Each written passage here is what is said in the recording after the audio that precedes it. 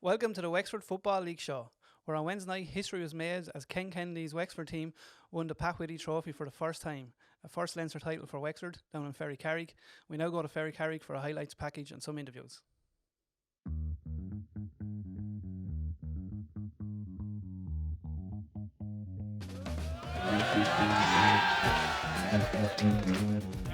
Yes. Great. Yeah.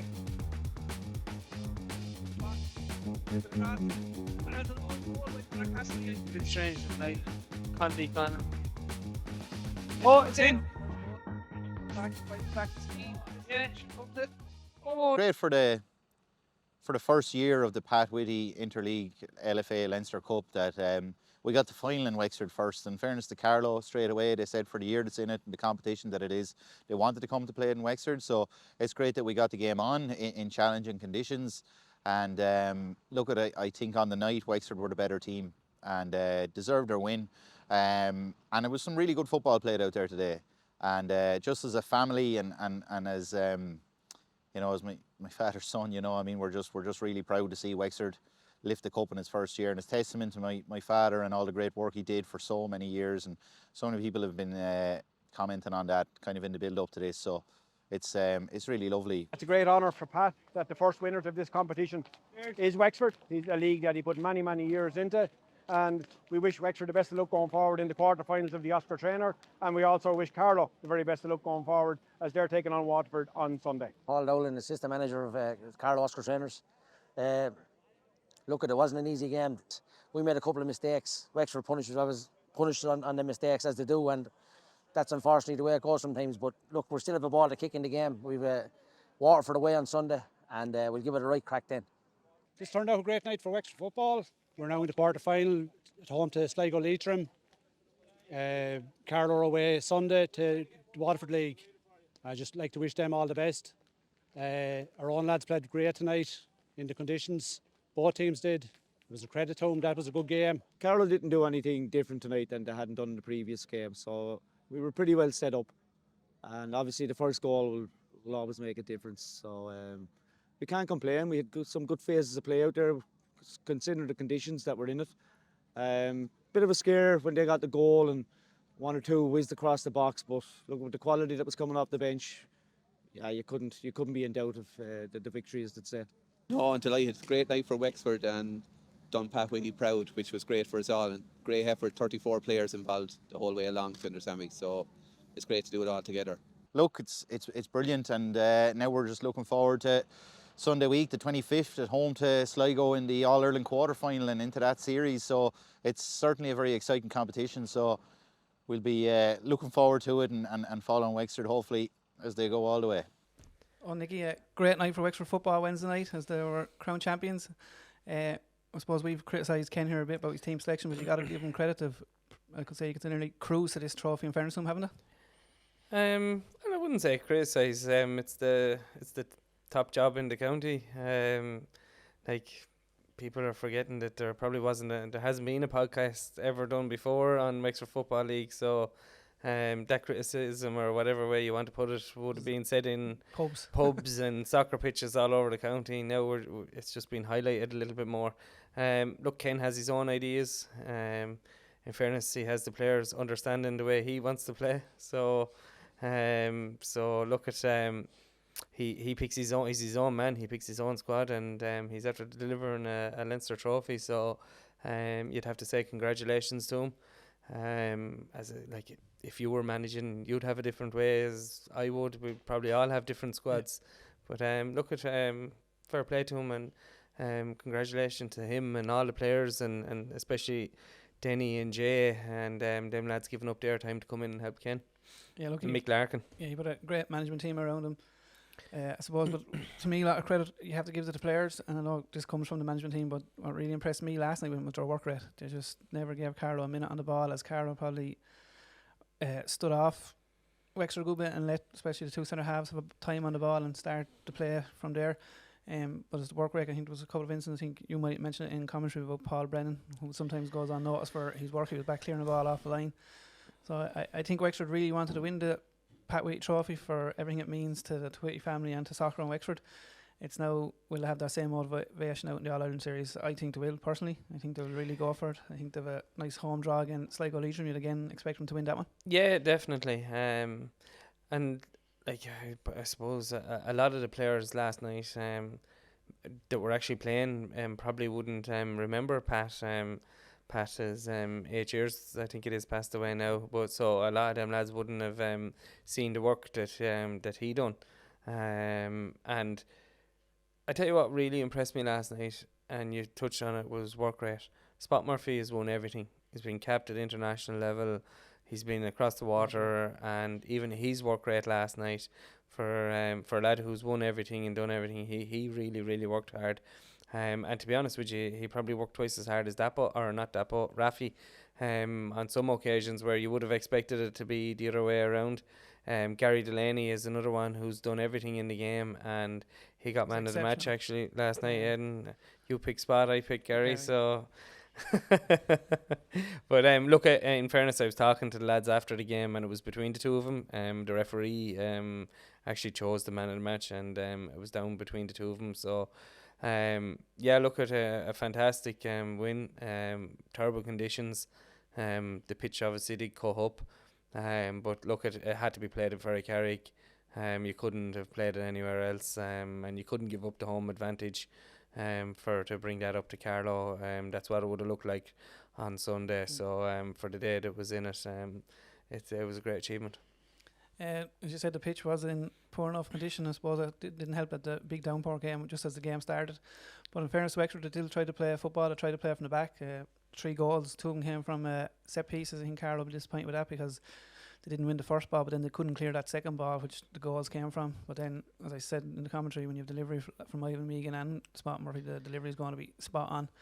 And I think Rafi, and then a great finish by Alan Rhodes, and Evan Farrell actually came on, got third one. He was very impressive when he came on, wasn't he? He was just like he wanted to get really involved in the game and be part of the game. He wasn't just going to come on and let the game pass him by, in fairness to him. No, I thought Evan done really well when he came on. He's a chap who I wouldn't have seen much of. He's played a lot of League of Ireland from an early age, so he impressed me yesterday when he came on. He's very athletic. He's very quick across the ground. So yeah, he done really well. And Denny touched in it, and he's talking about the bench players coming off the bench. You, Niall Connolly, Ryan Busher, and Evan Farrell, Pao O'Shea. These are top. Craig Cape didn't come on. Yeah, so these are top players. That are coming on. If Sean Murphy and Owen Rhodes come back from injury, yeah, it's a savage squad, in fairness. It is. Rafi, another good young chap. He just always seems to find himself in the right spot at the right time, in around that 6-yard box. Another tap in, but that first goal is a vital goal. And look at Alan Rhodes. He's been around a long time. For still quite a young man. And he scored an absolute screamer, 25 yards out, and caught it lovely. Probably a little bit disappointed with Carlow. I thought they could have maybe tried to go maybe toe-to-toe with Wexford a little bit. But they chose not to. I suppose they didn't want to get opened up either, as we spoke about with Paul Brennan and spotting these lads. John Pear was really good. Thought he probably got a little bit tired after the hour mark, but I thought he was very good for the hour. Yeah. Moving on now to the All-Ireland series, they have Sligo Leitrim, I think, at home, isn't it? Yep. I think you'll put them under pressure. You expect them to win that. I actually think, along with maybe Waterford, they probably would be the favourites for it at the moment. I think Pádraig was in here last week. He was saying Waterford putting in a savage effort, but I'm not sure the Villa lads are playing with him. So, but still have a strong squad even without them, in fairness. Yeah, well, it's Waterford's 100th anniversary year, so, and Oscar Traynor, I think, is originally from Waterford. So yeah, there are two things that they'll want to be marking, just like Wexford did this year with the Leinster Trophy. So I look at you would definitely think they're right up there, first, second favourites. They have to be once they come out provincial winners. They could home draw against Sligo Leitrim Sunday week. So yeah, you would be expecting them to come out on top in that as well. Yeah, look, we have some big games in the Wexford League this week, and as Ken said a couple of weeks ago, the squad is still open, so there's still a chance for people to break into an All-Ireland quarter-final team. Yeah, you wouldn't know we can. You could have anybody in there next week. So, but look at as long as they keep winning, Yeah, and look, and thank the Whitty family again for providing the trophy last night. He was we keep harping on about, but it was great for Wexford football to honour Pat in that way. Yeah, no, look, it is, and even the work the Park does there himself. Like it's a thankless job doing them fixtures. So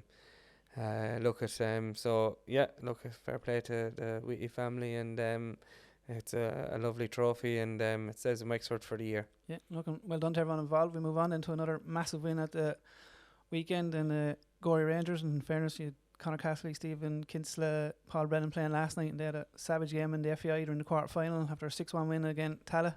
It's a game you were at, Nicky. I suppose the thing, looking at it on the app, I was down 2 weeks ago when they played All Blacks. Within 20 minutes they were 4-0 up, and the very same last Sunday. Yeah, you were ranting and raving about them a couple of weeks, Aidan, and to be honest with you, I only half believed you. Look at it was as good a first half performance as I've seen from a junior team. That Tala team came down with a lot of credentials behind them. While they're a young club, there's a lot of people talking about them, saying that they were a very good side. Gorey missing the calibre of player they were.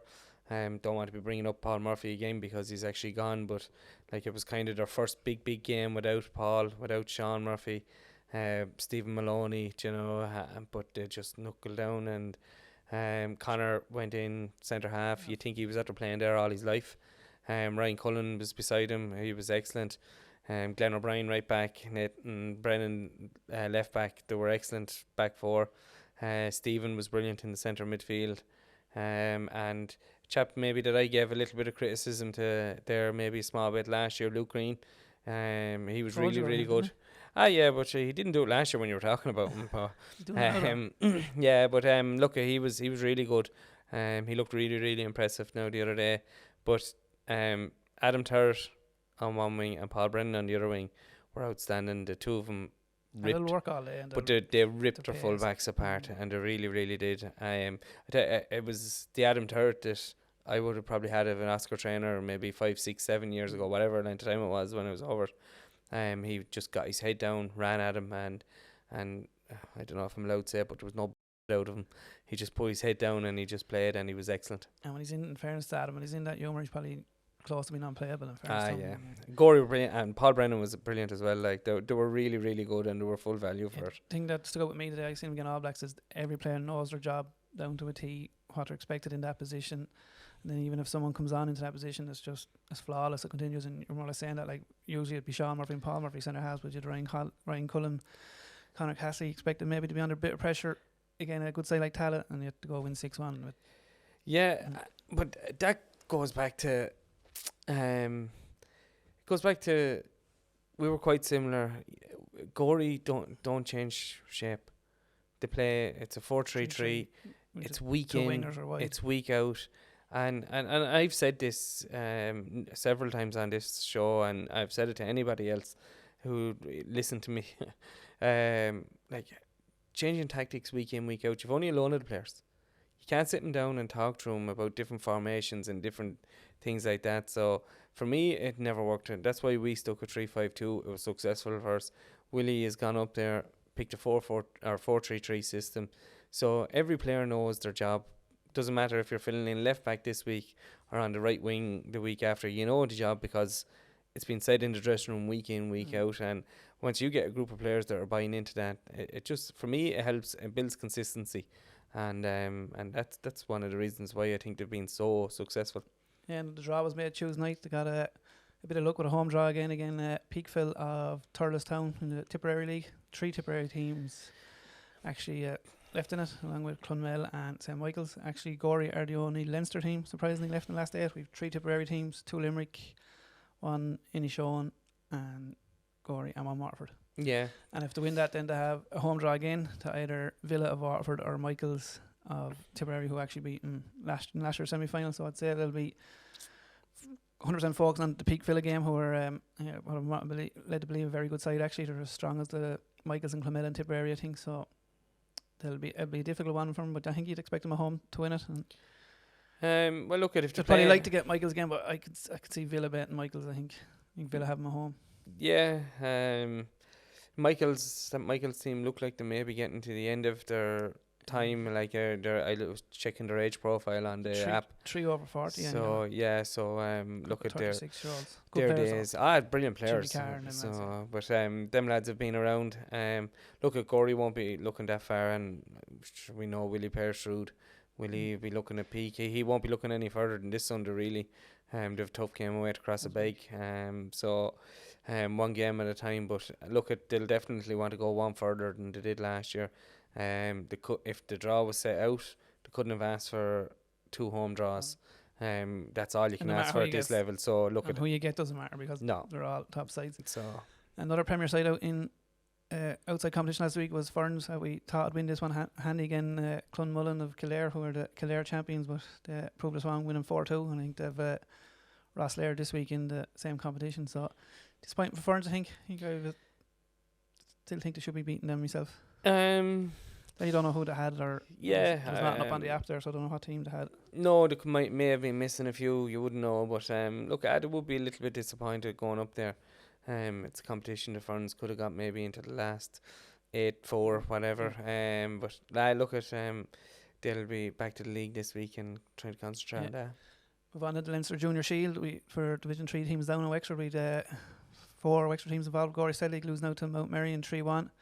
Bree, who had to switch the game down to the Wexford CBS, won 2-1 against Westside Celtic, and then the all Wexford one, Ballymurn beating Fast. And I think that Bree result was a cracking result because Westside Celtic actually play on an Astro. Their home pitch is an Astro, and for Bree to switch it down to CBS probably would have given Westside that little bit of an advantage being on the Astro, and Bree wouldn't be that used to it. So, but they're one of the informed teams in Wexford this year, and they're flying again in this outside competition, in fairness to them. Yeah, and sure, look at Westside, they're a massive club as well. So, fantastic win for Bree. Man, we keep mentioning for player we bought now, Jack Harney scoring the winner for him again. He's just scoring every week. You can't beat that when you have that in your team, can you? You have a chance to win a game when you have a fella going to score every week for you. Yeah, definitely. Yeah, look, it's great, and it's great to see the lads doing really well in an outside competition. Fastnet Ballymurn. Fastnet are probably going to be scratching their head a little bit. Ballymurn may have a hoodoo on him now. That's 2 wins in a row against them. They've been 2 very close games. Keenly fought. So and that game was moved down to Core Ramblers, down onto the Astro. So a great win for Ballymurn. Yeah, we wish Ballymurn and Bree all the best. I think there's a couple of extra teams still left in area. They're rounds behind. Yeah. Move on to the Wexford Cup. We still 2 more games to go. I think they're on week after next. But last week we'd Gorey Rangers beat him against Bunclody. I got this one wrong. I keep writing Bunclody off, but I'm mad to prove me wrong 1-0. I think it was 3 red cards in that one, wasn't it? Yeah, I think so. Yeah, 3 red cards in that. Look at the Gorey lads will be missing them now. Well, 2 in for Gorey and 2 yellows for the chap in Bunclody. But look, Bunclody be happy. That was a tough game for Bunclody. That Gorey side are a very good side. So Bunclody be delighted to get the 1-0 win and get into the next round. Yeah, then we had Core Ramblers of Division 1 again. Rosslare Strand 3-8, 2-1 win. Wasn't maybe thought Core might win that a little bit more comfortable. Yeah, I would agree there. All right, yeah. And then a surprise in the next one, Bunclody's men's B team beating Ratnure, who were flying in Division 2 and couldn't stop scoring, but Bunclody kept them scoreless. 1-0 win. It was a bit of a surprise, wasn't it? A little bit, but that Bunclody side are quite high in their division. I think they're 3rd or 4th in their own division, so they're obviously playing with plenty of confidence. And sure, look, they shut up shop and kept a clean sheet. Yeah, the next 2 games were our Premier Division 1 teams. Mine beating Clubon 3-0. It was a game I was out at, I suppose. A more honest scoreline for the actual game probably would have been 7-4 to the Mine. I think Tank will be disappointed. They definitely didn't score. They probably should have went 1-0 up early in the game. Then the Mine eventually got into it and took control of it, but Clubon had the chances and Mine had plenty of chances. So I think the Mine will be just glad to get the last couple of weeks over and done with now and try to move on. But that Clubon side, from what I've seen, I don't see them on the bottom of Division 1. I actually think they might get out of that relegation from what I seen last week. It was great fighting them. They were very fit. I said they're probably missing that goal score because they probably should have been 1-0 and up. So it was a good win for the Mind with everything that's happened in the last couple of weeks. Yeah, great win. You're 100% right. There, it's been a tough couple of weeks. But look, to get Ajax now in the next round, so they have something to concentrate on. And look at they'd be more than happy because they weren't scoring goals. So they'd be more than happy to get 3 and keeping a clean sheet. And it was going to be it's just like maybe Bunclody going to Gorey. It was a sticky game going out to Clonroach. While it wouldn't be classed as a derby game, but they're still very close. Yeah, A lot of the players would know all know each each other. Some of them may have went to school together. So yeah, look, it was a good win for them. And are done with a routine win again, Courtown 3-1 win. I think that was expected, wasn't it? Yeah, you would, yeah. So you would be expecting Norton to pick up the win in that one. Yeah, and there was 5 Division 1 Premier ties, and I think in fairness all the Premier teams have negotiated them fairly easy enough. And then I suppose the surprise of the week is a team you've been given a bit of a grudge all year. You can definitely go into them now. Yeah, bet by Division 3 side Algate 3-1 across the bag. Local derby. I suppose for me the big thing, look, we often see surprises. You see Bunclody beating Ratnewer is a similar amount of divisions between them. But I suppose the thing there, Bunclody are home. The big thing for me was Crossbeg losing this at home. That was the big thing. Yeah, look, it was the local derby. I was talking to Neil Gary during the week, let's be honest about it, it's probably Algate's Cup final. Yeah. They don't have to. No, maybe I'm wrong, but I don't think they'll give a damn who to get now in the next round or whether to go out or not. It's the All Blacks B team, I think. So. Yeah, so look at maybe looking to get another a round out of it, maybe get another one of the big boys. But I look at Joe. In fairness, he's doing a great job out there, but I'm sure he'd be disappointed. I wasn't talking to him this week. I wasn't brave enough to give him a phone call. But an ex-teammate, he's come back to haunt him with an absolute cracker of a free kick. Yeah, great free kick. Look at. There's always 1 or 2 cup shocks out there every year. I was on the end of two big ones. Shelburne knocked us out as well another year. So yeah, look at. I know how Joe was feeling at home last Sunday. It's not the nicest place in the world to be, but look, he has a tough game this weekend now coming against Gorey, so he'll have to get the boys back up and ready to go for it. Yeah, we move on into the O'Neill's Premier League, the relegation battle. Campile coming out on top again, Ajax 2-1. I think you were at this game as well, were you? Yeah, I got around to a good few games this week. Got 3 games. I got the Wexford game, I got the Gorey game, and I got this Ajax Campile game. And they all had their own good points. Standard of this game probably wasn't the level of the Wexford game or the Gorey game. But it was actually still it was a very good game. 2 teams quite evenly matched. Campile were excellent in the first half and fully deserved to be going into the lead. They were by far the better team. At half time then the assistant manager of Ajax, Stephen Casey, made a great change. He took the manager off. I'm only joking there, but he did take him off, and I don't know whether it was coincidence or what, but Ajax came out a hell of a lot better in the second half. In fairness, and they could have snatched a draw. They scored, and they hit the crossbar. And Ajax were the team that were pressing, pushing hard to try to get the result. But Campile held on in the end. So that win, fairness for Campile, gives them a real fighting chance now of getting up over. And it did now. And the Campile are a young side, and they were fighting for everything. They were throwing their bodies on the line. In fairness to them, and that's what you need definitely in a relegation scrap. Because we've touched on the experience of them Ajax lads. I thought they may have created one more chance even after they hit the crossbar. But and look, a fair play to Ajax. They're fighting in every single game. They won't give up. No, and I was talking to Stephen Casey about it. And they've done everything they possibly could to keep themselves in the game, and you have to give Ajax credit for that. Yeah, there was only one other game. Wexford Bows continuing their revival in the Premier with a 3-2 win again. Shamrocks think they were 3-1 up in this, weren't they?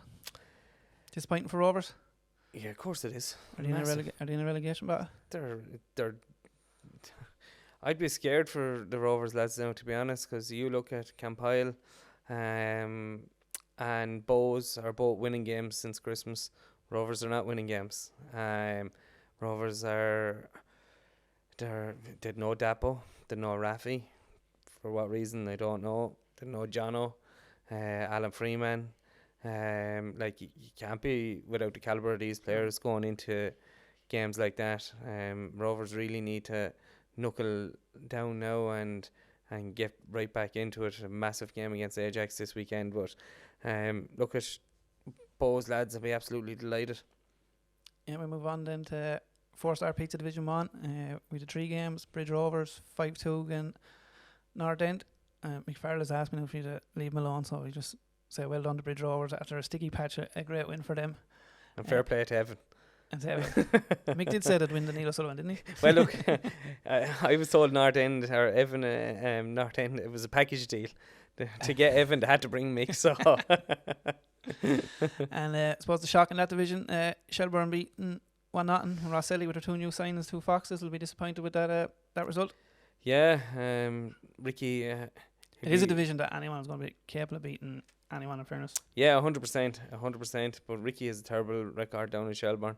He was playing today. We got knocked out down there as well. So it's not a place that he'll want to go back down again to. So yeah, big shock. Their first defeat, but very little between any of them sides. Yeah, and Glenbarntown with a 7-1 win to Rossare Rangers. Glenbarntown have a few good wins there in the last couple of weeks in cups. Peter Marsden, I think, is a great signing for him. He's banging in goals, but I think the biggest thing Glenbarntown are going to get out of St. Peter Marsden is the help he's going to give that young Sean Cooney. I think he'll be is it Sean? Yeah, it is. Yeah. I think he'll be invaluable what he can teach him. Yeah, no, I definitely agree with you. All right, yeah. Look, he'd be Peter will end up being a great signing. All right, yeah. Like he's experienced, and if Sean can learn off of him, it'll be a great bonus for him. Yeah, and we move on then to the Apex Division 2. 11-goal thriller here. Wexford Celtic 6-5 again for Celtic's B team, and big one in this. Tom Brack really have opened the title race here with a 1-0 win to Kilmore, and Tom Brack another clean sheet. I think they've only conceded 5-6 goals in that division, which is savage going, in fairness. Does help when you probably have the best keeper outside the Premier. He's one of them. The chap in goal for All Blacks is brilliant as well. O'Leary. Darius for can't think of his. I can never think of his first name, but he's a brilliant goalkeeper as well. Paul Darcy, sure, with Tom Bracky and Darius, then Ross Celtic, they're all top, and I'm damn sure we're missing one or two as well. Yeah, but look, when you've Darcy playing Bob New and James Coleman in front of you, and Dara Hendrick, like all of them would have Premier experience, and they're all very, very good players. So Kilmore probably a little bit disappointed because I think they were scoring a few goals, but it's a fantastic win for Tom Brack. And we move on then to the Betxs Division 3. Your own club, Nicky, here with a great 4-1 win against Scarty Town. I see Ricky Dwyer playing from this week, getting a couple of goals. Too good of a player for that division, in my opinion. You're just stealing me thunder, Aidan. No, I'd agree with you there. With Dougal, like you would have managed Dougal there, you level. So yeah, he's one of these lads now who has it upstairs. Kicking the arse or slapping the back of the head, one or the other, whichever. Like I when I managed him with Rovers, I used to call him Princess because you had to tiptoe around him the whole time. So he'd like a little diva going around. There was a way to manage him, but when you got the best of Ricky, it wasn't much better around, I can tell you. Yeah, and look at playing in that Division 3, he definitely it'll suit him. And in fairness to Podge and the boys, doing a good job there. Could have a chance of getting promoted out of that division, in fairness. Yeah, look, I'd say they'd be happy because the last couple of years have been a bit of a struggle. So I'd say they'd be happy where they are. If they can finish 3rd or 4th, they'd be happy and look to build again next year. Yeah, we move on to TJ Murphy's Division 3A. 2 games in this. Feather 3-0 win against Kilteely, and Blackwater continuing their rise in that division, a 5-1 win to Glenbarntown. I think that's all the results expected, aren't it? Feather have a bit of revival with a few of the GA players back in that one. Yeah, you would be expecting to do them maybe, yeah. Move on to Candy Craft Butchers Division 4. With a full round of fixtures in this one. Carlow losing out to Gorey Rangers 5-3. Ferns continuing on top of the division with a 3-2 win against Camolan, which has been a big derby for them there. The Balloch, who are in the promotion race with a 4-0 win against Rossburkin, and St. Cormac's who in the promotion race also with a 2-0 win against Rosslare. So all the top teams winning there. Nicky, it looks like a 2-horse race for the top spot, and then a 2-horse race between Balloch and Cormac's for the 3rd promotion spot. Yeah, definitely. Yeah, you would definitely be looking at Ferns and Gorey and that, and yeah, straightforward wins enough. And then we have the Butcher's Best Division 4A. Again, a full round of fixtures. St. Joseph's losing out to Kilmore 3-2. Ajax with a great 1-0 win against Bowes. Bridge Rovers losing out to Campile 1-0. Shelburne 2-1 again Ross Celtic, and Fort 1-1 with KM. I think Shelburne look like a couple of games in hand there in second. I think they could be the team to beat in that one again, Fort Celtic. Yeah, I think we may have missed them, Aidan, for the year. Like, they maybe not. I wouldn't say it started slow, but they're probably the marathon runners. They're hitting the front at the right time. It's this time of the year where you want to be, the squeaky bum starts coming into it, and especially down the divisions, because 9 times out of 10 their divisions are a lot ahead of games towards the Premier or Division 1. So Shelburne are sneaking in there just at the right time. And then just let people know, the next couple of weeks we will be doing more focus on from 4 down, because them divisions are nearly getting ready to wrap up. Yeah. Who's Division 5, Dale? Pure Streamline. And then we move on to Streamline Technologies, Division 5. Ferns 4-3 winners against Wexford Celtic, and All Blacks 3-0 win over at Newr. The runaway leaders in this score is Celtic. I think no game. I think 3-4 more wins. Nicky will have the league title. I think so. 6 games left. Yeah, look, they should wrap it up fairly quick, you would expect. And in fairness, it's down to Ferns and Fastnet, really, in that division, to keep plodding along and see who goes up with them. Yeah, it's a 22 game division, so it's a big division in fairness. Yeah, and it's great to see so many teams playing down that division. It's a fair achievement for a lot of clubs. Move on then to the fixtures for next week. We have, as we said earlier, Clonmullen, who beat Ferns last week, have to travel down to Wexford this week to Rosslare. I think I'll go with Clonmullen this week after beating Ferns last week. I'll go with Clonmullen myself after beating them. Like Rosslare Rangers. A bad win again, or a bad defeat last week again.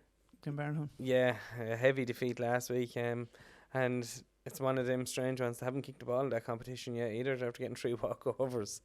So maybe they'll go on again this week. Maybe so. Maybe nobody wants to travel down to Rosslare to hear about that petition or something going on down there, so they won't go down. Maybe. But look, it's it's great to see Rosslare in it, but you would have liked to have seen them winning a game or two. Yeah, no, big game of this weekend is Wexford Boys against Kilkenny Giants Evergreen. We have Wexford Boys manager now, Nicky Hines, on the line to talk to us about that. How are you, Nicky? Big game for you at the weekend. The only good thing you have them at home, which is have a bit of a revival in the Premier League last couple of weeks, some great wins. How are you feeling about facing Evergreen at the weekend? Yeah, look, it's a massive challenge for us. You know, the pedigree that Evergreen have there. A bit disappointed that Michael's actually bet him last week in a way, because it probably took a little bit of focus on. This is probably going to be their main tournament now for them, I suppose. Considering they're looking very good in their own league there. I know they've only played 5 games or something so far and they're unbeaten, but you can't see anyone really touching them in that league. No, do you, have you got a chance to look at them this year yet or anything? Or? No, I was hoping to get up actually last week to see him. I never made it up there, unfortunately. But I've been talking with Dodger and that we played him there, was it 2 seasons ago, down in our place as well. And it was the calls on the hop early in the game where we gave him a little bit too much respect, and when we came out at him, we pinned him back a little bit for a little while, and that just at the dead end they got a third one that knocked us out with 3-1. But you know, the quality all over the pitch, like, so you can't take your eye off him for a second. Yeah, David Grinsell and Traynor. Asher, Mikey and Traynor will be class there. You know yourself, like, and they can create space for themselves. They can. Like, a lot of lads are saying how old they're getting, they're an aging squad now, but Jesus, there's some experience, there's some ball playing. I'm like, Lee Delaney centre half. I think we have some good centre halves. Yeah, Lee in Wexford, but he's a monster of a centre half. One of the best I've seen around. Yeah, exactly. Look, we all know Evergreen, one of the top sides in Leinster. Will that change your way of thinking for setting up for the game, or will you be just going the way you've been going the last couple of weeks to see you've scored a few goals? No, you could say just sit back and hope for the best and try to catch them on the break, but our lads aren't. Our squad ain't built like that. They're not able to defend like that, in my opinion. Like, we have to try to come out and play them in some way. To be honest, we had hoped to take them onto our own pitch, but with the weather that's been this week, it's looking very unlikely at the moment. We will probably end up on the CBS, but I'm hoping that'll probably give them back a bit of advantage with them playing on a on the Astro weekly. It will, it'll suit them probably more than us. Although we train on it twice a week as well up there, so look at. It is what it is, but I think ideally for us, it would have been nicer to bring them down to our place. They wouldn't like our place at the moment. Nick, it's the other, it's Nicky here. Nicky, Just a good win the weekend, so the lads will be definitely buzzing with confidence. Like Yeah, like to be fair, I think overall, like over the last 8 games, we've lost 2. We've lost the 2 of them, 1-0 to Ferns and Gorey, and in both games, I'll be honest with you, I genuinely thought we deserved something out of both of them. You know, the lads are they're scoring a bit more now that we were a bit goal shy there, and they're defending far better. Like since Shane Hall's come back into it there at Christmas, and it's been a massive addition in the defence. So he's given the boys a bit of confidence and that behind him. You know, he's another breed. He's one, in my opinion, if he had been fit pre-season and all, he's probably another one that could be having a look at the Oscar Traynor squad. Like, he's excellent there. Yeah.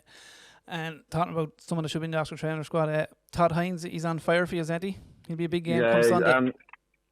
Again, you can look at Todd. Like, Todd hasn't really played up front for us this season. He plays in the hole, he drops out wide, but like Todd's goal scoring, I think he's 13 out of 14 games at the moment, and he's playing so deep, he's chasing and working so hard. You know, you have to give him a lot of credit for what he's done, but again, the lads are working very hard around him to give him that space and all the and everything. Well, PJ up front and that, you know, PJ creates an awful lot of space for him as well. Like, yeah, and I'm not going to pick your team for you, but I think that would be a battle I'd look forward to seeing on Sunday's PJ again. Delaney, if PJ is playing centre forward, I think PJ will be well able from. He will, yeah, and PJ will enjoy that kind of thing, you know, and PJ gives us a lot both ways, you know, defensively and going forward. You know, he's massive in the box first as well, like when we're defending set pieces, and as you know, Evergreen are very good on their set pieces. We can't give him too many free shots in around our area and that, like, for a chance to put the ball in around them big lads. So yeah, PJ adds a lot there. If the game does change down to Wexford CBS, will you move it to a Saturday or will you leave it Sunday? No, we had looked at Saturday, but the lads could only come down at 7 o'clock Saturday night. They were looking for a 7 o'clock kick-off. One of their lads are in the Leinster squad, I think. I think it's actually Delaney, is it? Delaney, yeah, I think he's in the Leinster squad. I think they have a session on Saturday, so it didn't suit us to do that at 7 either. So it's going to stay Sunday if it is moved. Yeah. It'll be Sunday. It'll be a 2 o'clock kick-off Sunday, no matter what now, yeah. Squad-wise, have you any injuries coming up to it, or have you a full squad to pick from? Yeah, I actually mentioned it to Nicky there earlier in the week. There's Sam O'Neill has pulled out of the squad completely now. He's committed to college and placement and all that. So he's a loss for us. There's so much pace on the right-hand side as well. Like, Sam would be a big loss. Other than that, we're not too bad. Jamie Thomas is struggling, which will be another right-sided player and another strong defensive player that we've missed. You know, Jamie has a bit of class on the ball. He's very composed around that area.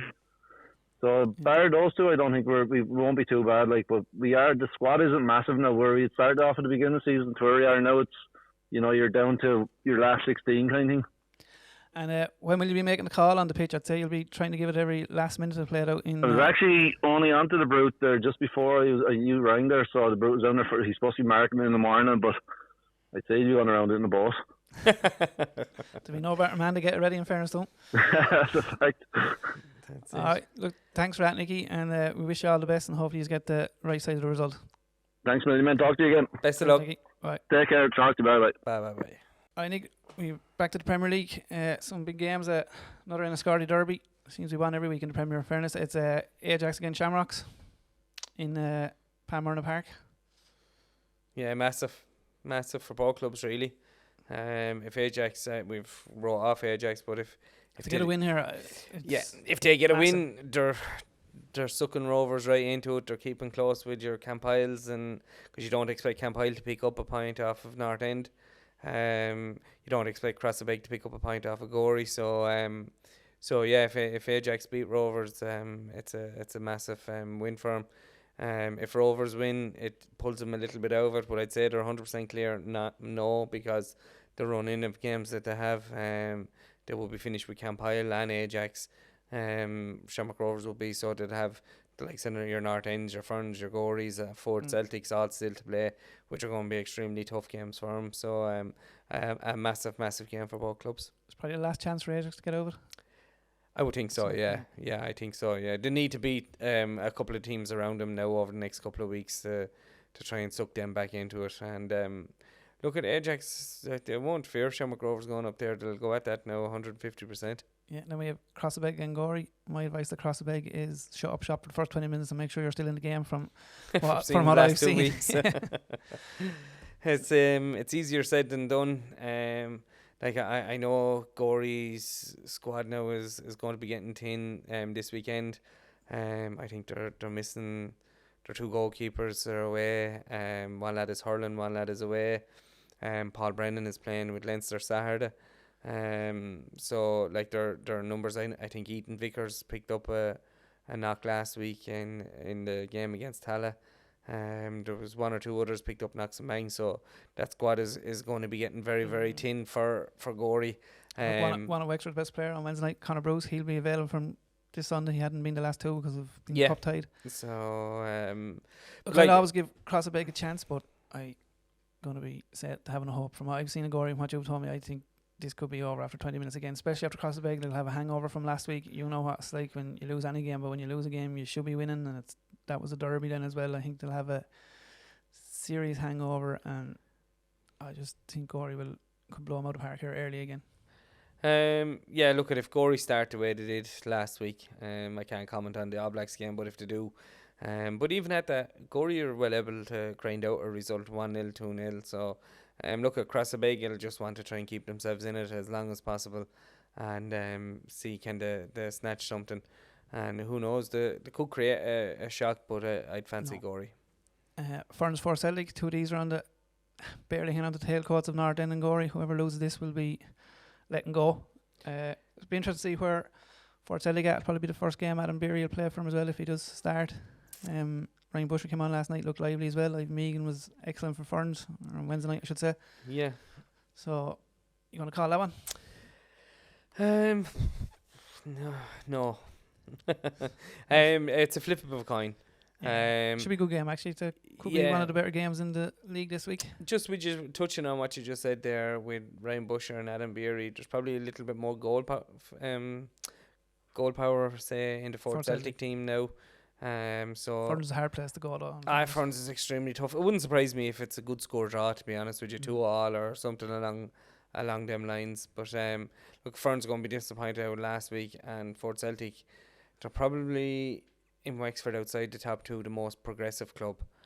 So they'll from if I was Chris going into this game, this is a game that you really want to win to cement that you're probably that 3rd best team in Wexford. So it's probably a bigger game for Fort Celtic than Ferns. Yeah, Campile North End, routine North End win here I think, even though it's down in Campile. Have you seen Campile last week? Do you give them any chance? Oh, right. No, I don't. Look, it's sure when you have John Pear spot, Evan Farrell, you have they're just to name a few, and then they're backed up with the older school with Kyle Dempsey and Shane Dempsey and Lee Wadding and these lads driving them on. You have that bit of grit plus the bit of flair. So Craig McCabe is back. He's going to want to get a run in that team so he can get into the Oscar Traynors. Jason Maguire is playing as well as I've seen him playing the goal for a number of years. Last night in bad conditions were I tell you what's really, really surprised me is his starting position for everything. His starting position for corners when it plays the opposite side of the field. That's really come on, and that was one of the question marks I would have had with Jason, but he's been excellent. Then the last game was Bunclody away to mine. It's a game Bunclody are going to have to get something out or they'll be completely dragged in as well. It's a relegation battle. Yeah, I agree with you. It's a tough one for the mind there as well, isn't it? You know, like after a good win last week, John Timmins and James will definitely want to be building a bit of momentum, and Bunclody will definitely need to pick up the 3 points. Look at it. It's going to be a tough one, and it maybe just shade with the mine lads a little bit. They might have that bit of grit between their teeth and looking to. I'm probably wrong in saying prove people wrong, but just to try and make sure to get another 3 points and get going forward. I could be wrong here, but I'm not sure they've actually put 2 wins together in two big games. One up the other, and last week was a big win against Gory for them. That's true. Interesting can do it this week. Move on to Division 1. We've Gory against Shelbourne. Shelbourne caused an upset last week. I think, including ourselves, everyone probably expected Shelbourne to be higher up in this division, in fairness. Yeah. So maybe they're getting their act together now, and Gory, after losing last week, how will they react? They'll be down and Gory lost 2 players as well. So look at Shelbourne could maybe go up there and snatch something. You would fancy Gory to still be too strong, with the league table, but it wouldn't surprise me if Shelbourne got something over. Yeah, then Glenbarntown with All Blacks. I think I'll go with Glenbarnhunt. This one, I think they've firepower now in Cooney and Marsden, in fairness. And wasn't overly impressed with All Blacks again. Gorey, well then Gorey were excellent, so it's, especially after hearing what you said about Gorey then this week, I think it was more so Gorey being brilliant than All Blacks. It's hard to judge All Blacks against Gorey. They're playing on different playing fields at the minute.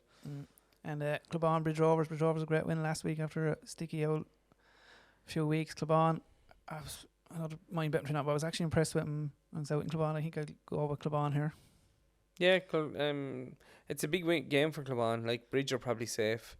They still won't especially after picking up a good win against North End. So yeah, it's a big game for Clubon at home again. So they'll definitely want to get something over. And I know your answer to this. You're giving Ross Celtic a win here, handy win again. McFarland's North End. I'll actually go for a draw here. Well, it's strange to see North End versus Ross Celtic in a Division 1 game. I know it's North End's B team because tradition states that the two of them are the two strongest, most successful clubs in Wexford. So look, at Ross want to get back up to be playing North End's first team. They don't want to be in Division 1.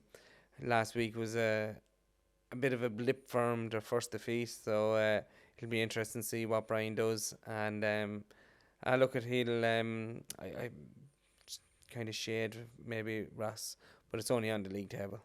And the game of the week in this division, big lot of travel for Cora here, going to Cortown. Cortown have got up where we expect them to get up in this division, but now they have to kind of cement that now by getting a win here, don't they? Again, Cora, one of their promotion rivals. Throughout the whole county, there's probably 3 really big standout games. That there's pressure on Ajax, Shamrock Rovers, and this is the middle game for me, this Cortown Cora Ramblers. Both of them have aspirations of being in the Premier League. Whoever loses it is gone. If it's a draw, they're going to be under pressure too. So like Stephen Redmond, Cortown manager, and John Fanning, the Cora Ramblers manager, they're both going to be under pressure going into this game.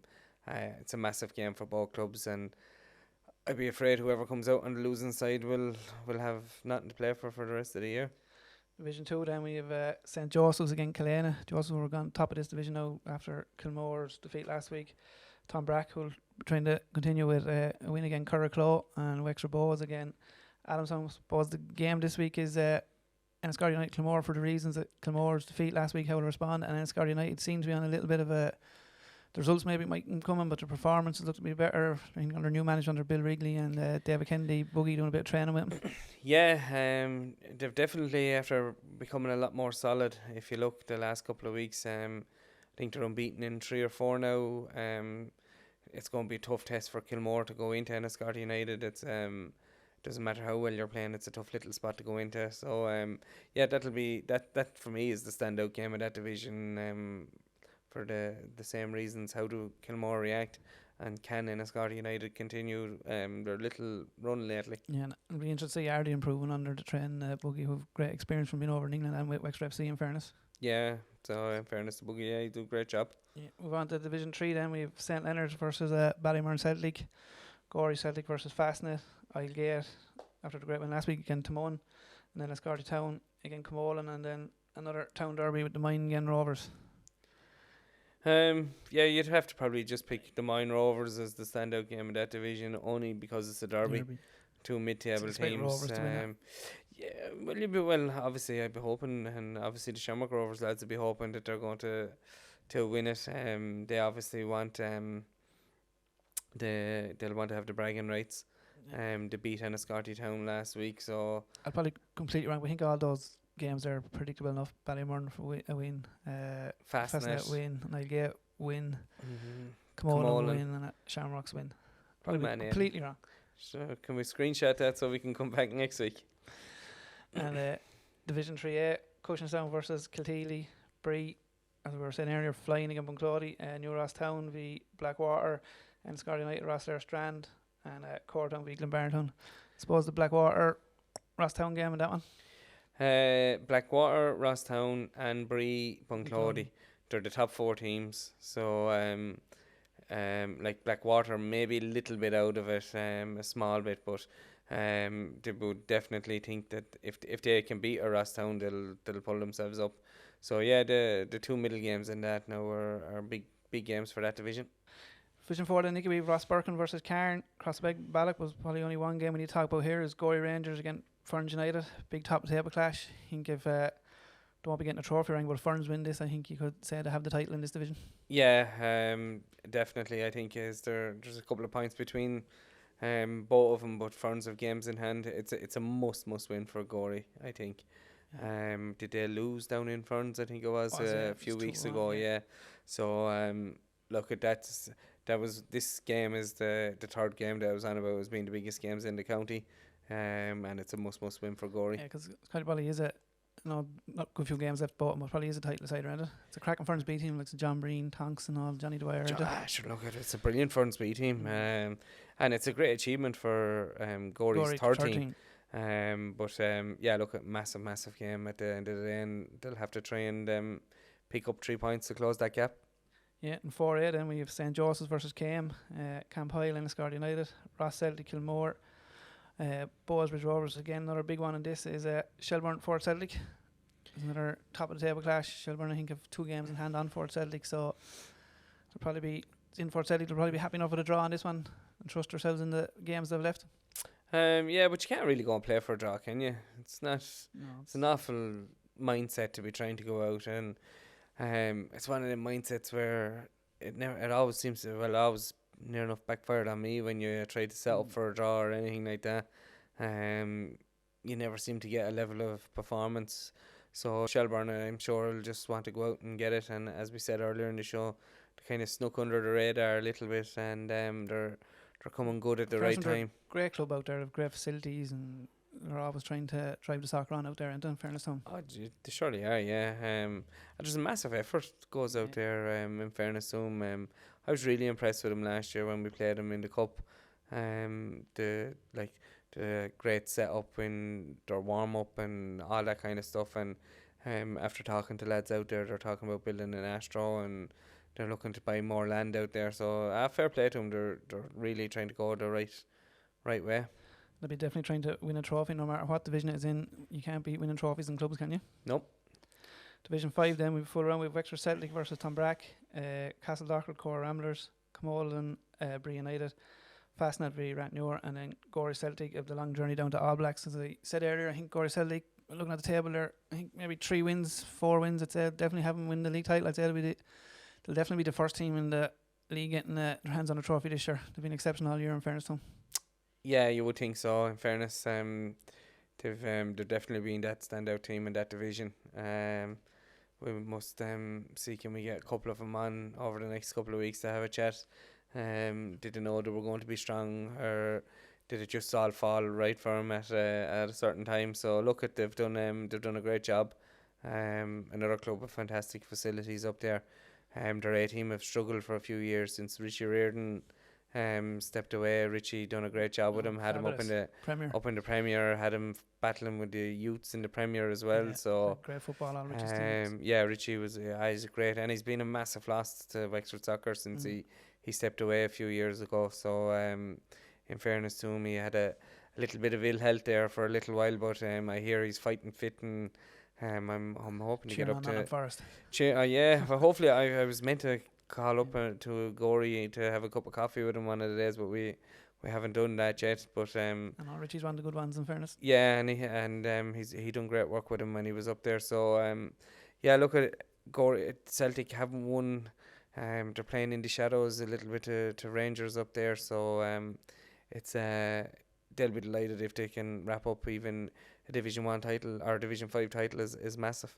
Yeah, look, that's all the fixtures. Some great fixtures. We've Evergreen and Bowes, Gorey and Ferns in Division 4. One of the probably the 2 standout ones, isn't it?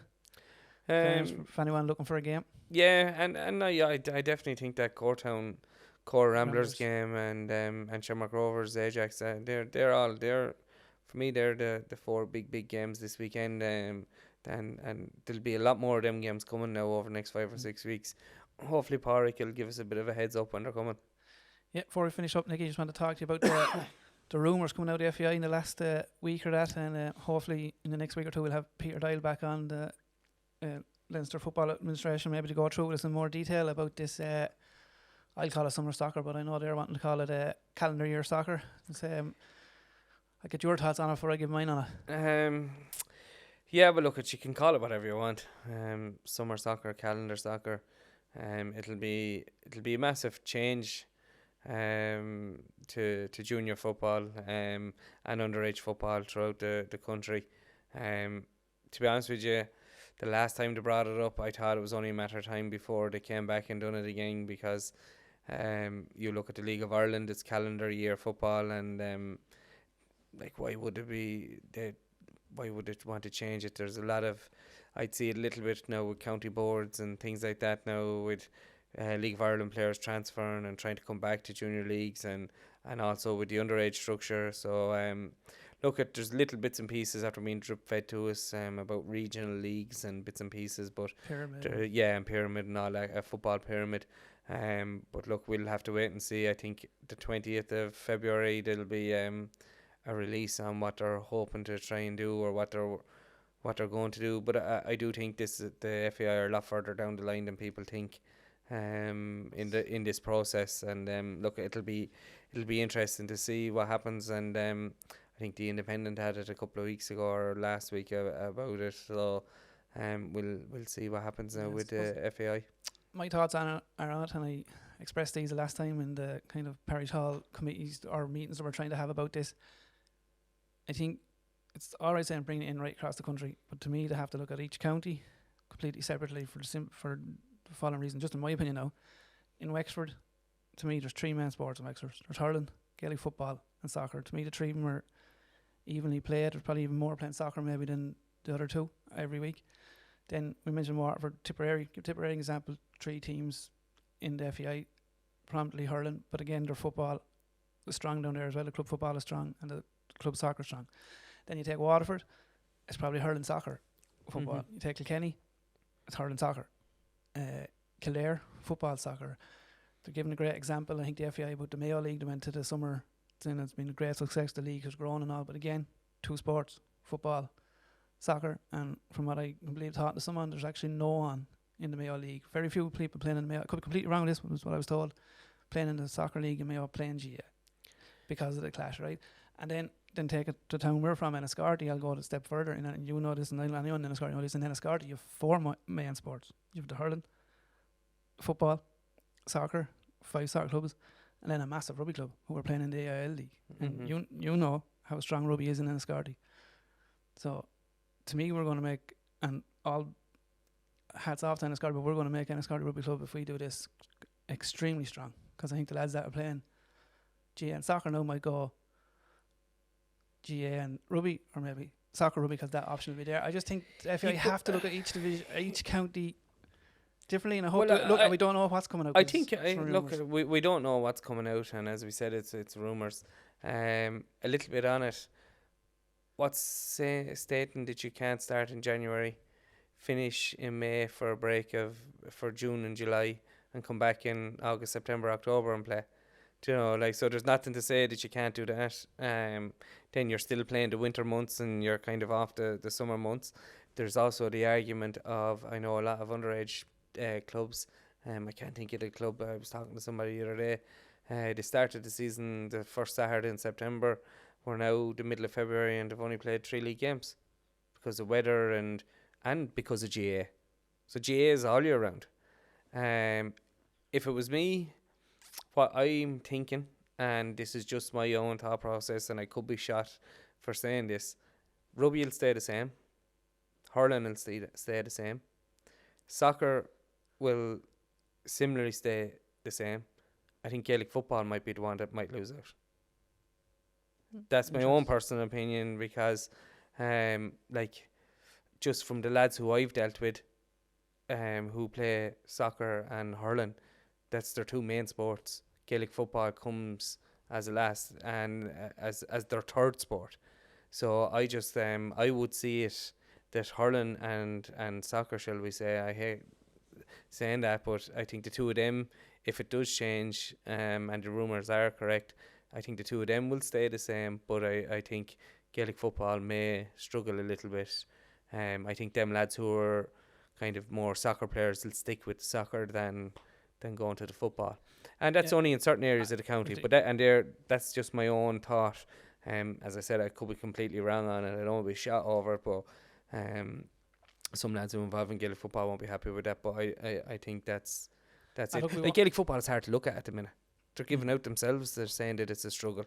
And look, we won't make any judgment on it until we see the proposal and go through it in more detail, and we'll have Peter in. But my fear is the FA are going to bring a one size fits all, and I don't think that's going to work for soccer right across the country. I think they have to, if there's a bit of leeway for, like what you said, if there is a leeway to go from January to May, or maybe there is something then that could come in. So look, we'll have to wait and see what the process is. And like at the minute, I've been told there's a press release from the FAI on the 20th. So at the minute, everything you hear is only rumours until that comes out. So it'll be interesting to see what comes out of that on the 20th. All right, thanks, Nick. And hopefully we'll have Peter dial in to explain all and give him a bit of a grilling on it. All right, thanks everyone. Cheers, guys.